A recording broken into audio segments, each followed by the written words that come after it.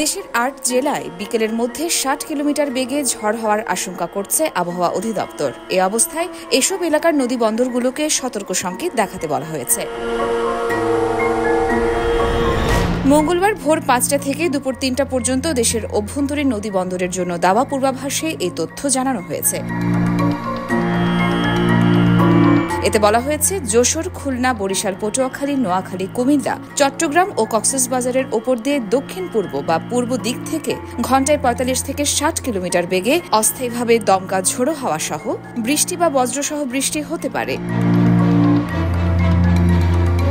এজন্য এসব এলাকার নদী বন্দরগুলোকে ১ নম্বর সতর্ক সংকেত দেখাতে বলা হয়েছে। ইয়োরমা শায়ের জাহান, দেশকাল নিউজ।